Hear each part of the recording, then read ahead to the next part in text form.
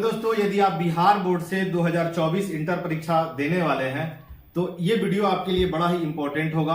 और इस वीडियो में हम लोग ये जानेंगे कि बिहार बोर्ड में जो क्वेश्चन पूछने का जो पैटर्न होता है वो कैसे जो है कि ऑब्जेक्टिव एग्जाम में क्वेश्चन पूछता है।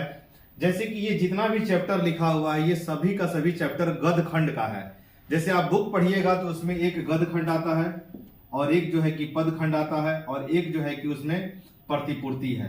तो हम लोग जो समझने वाले हैं ये गद खंड से कभी कभी ऐसे पूछा जाता है कि कोई चैप्टर का नाम दे देगा और पूछेगा, जैसे ये अर्धनारीश्वर निम्नलिखित में से क्या है, और 4 ऑप्शन देगा, जैसे कि कहानी है या भाषण है या निबंध है या एकांकी है, इस तरह से देगा। तो इस वीडियो में हम लोग ये समझेंगे कि ये जितना भी 13 का 13 चैप्टर है कि इसको कैसे बिल्कुल आसान तरीके से हम लोग इसको याद कर लें कि ये कहानी है कि निबंध है कि भाषण है कि एकांकी है।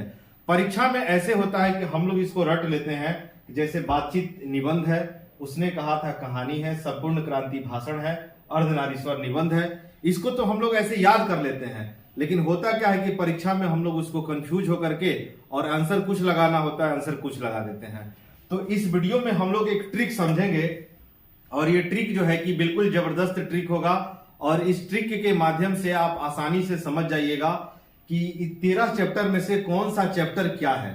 तो आप अंत तक भी इस वीडियो को जरूर देखिएगा, जिसमें आपको आसानी से समझ में आ जाएगा कि कौन सा जो चैप्टर है वो निबंध है कि कहानी है कि भाषण है कि एकांकी है। तो आइए सबसे पहले हम लोग इसको समझते हैं। जैसे कि बातचीत निबंध है, इसके लेखक बालकृष्ण भट्ट है। लेखक का भी नाम आपको याद करना होगा, क्योंकि परीक्षा में लेखक का नाम भी पूछता है। लेखक का नाम, लेखक के माता पिता का नाम, लेखक का जन्म कब हुआ है, लेखक कहाँ उसका जन्म हुआ है, ये सब चीज आपको याद करना होगा। और आप प्रीवियस ईयर के क्वेश्चन को उठाकर देखिए, ज्यादातर सवाल ऐसे ही पूछे जाते हैं। उसने कहा था ये कहानी है, संपूर्ण क्रांति भाषण है, लेखक है जयप्रकाश नारायण। अर्धनारीश्वर निबंध है, लेखक रामधारी सिंह दिनकर। रोज जो है कहानी है, सचिदानंद हीरानंद वास्यान अज्ञे। और एक लेख और एक पत्र ये निबंध है, इसके लेखक है भगत सिंह।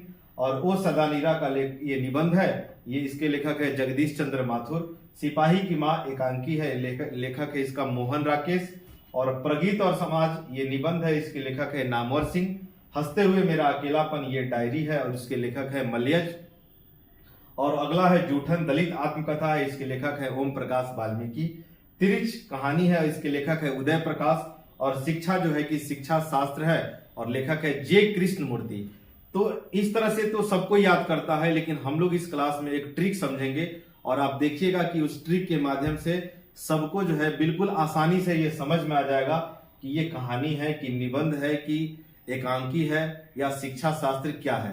तो आइए हम लोग इस ट्रिक को देखते हैं। आप इस ट्रिक को देखने के बाद आप जरूर कमेंट करके बताइएगा कि आपको ट्रिक कैसा लगा, क्या आपको ये चीज जो जितने भी चैप्टर है ये समझ में आया कि नहीं आया। तो सबसे पहला जो इसका ट्रिक है, ट्रिक नंबर 1, आपको याद रखना है कि उसने रोज अपने तिरछे नजरों से कहा था। ये पहला ट्रिक है, उसने रोज अपने तिरछे नजरों से कहा था। आपको इतना याद रखना है, 2-4 बार बोलिएगा, दिमाग में सेट हो जाएगा। उसने रोज अपने तिरछे नजरों से कहा था। अब समझिए, उसने का मतलब हो गया उसने कहा था, उसने का मतलब हो गया उसने कहा था। रोज का मतलब हो गया रोज, ये उसने कहा था और ये रोज हो गया। तिरछे का मतलब आपको याद रखना है तिरिच, तिरछे का याद रखना है तिरिच, ठीक है। और ये बाकी सब एक्स्ट्रा केवल ये ट्रिक बनाने के लिए इसमें ये सब जोड़ा गया है। कहा का मतलब याद रखना है कहानी, कहने का मतलब उसने कहा था, रोज, तिरिच, ये सब का सब क्या है, कहानी है। उसने कहा था, यहां देखिए, उसने कहा था कहानी है, रोज, रोज कहानी है, तिरिच, आपको तिरिच जो है तिरिच कहानी है। तो आप इस ट्रिक के माध्यम से आपको इतना याद हो जाएगा, उसने रोज अपने तिरछे नजरों से कहा था, मतलब ये तीनों का तीनों क्या है, कहानी है। तो आपको ट्रिक कैसा लगा आप कमेंट में जरूर लिखिएगा। और इसका अगला नंबर ट्रिक देखिए, ट्रिक नंबर 2। आपको ट्रिक नंबर 2 ध्यान रखना है और ट्रिक नंबर 1 दोनों को ध्यान रखना है। ये ट्रिक नंबर 1 है। अगला ट्रिक ये है कि नारी की बात सदा गीत और लेख, लेख से, नारी की बात सदा गीत और लेख से बधी है। आपको इतना याद रखना है, नारी की बात सदा गीत और लेख से बधी है। आप 2-4 बार बोलिए, नारी की बात सदा गीत और लेख से बधी है, नारी की बात सदा गीत और लेख से बधी है। देखिए कितना आसानी से याद रहेगा। नारी, नारी का मतलब हो गया अर्धनारीश्वर, बात का मतलब हो गया बातचीत, बातचीत, सदा का मतलब हो गया ओ सदा नीरा, ओ सदा नीरा, गीत का मतलब हो गया प्रगीत और समाज, प्रगीत और समाज, लेख का मतलब हो गया, लेख का मतलब हो गया एक लेख और एक पत्र, एक लेख और एक पत्र, एक पत्र, यहां लिख देना है बधी है, बधी है।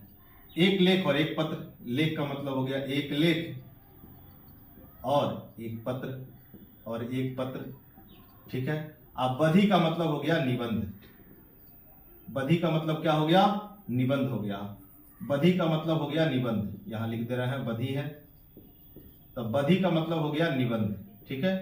अब समझिएगा, नारी की बात सदा गीत और लेख से बधी है, नारी का मतलब अर्धनारीश्वर, बात का मतलब बातचीत, सदा का मतलब वो सदा नीरा, गीत का मतलब प्रगीत और समाज, लेख का मतलब एक लेख और एक पत्र, अब बधी का मतलब निबंध, मतलब ये जितना भी चैप्टर है 1 2 3 4 5 ये सब का सब निबंध है।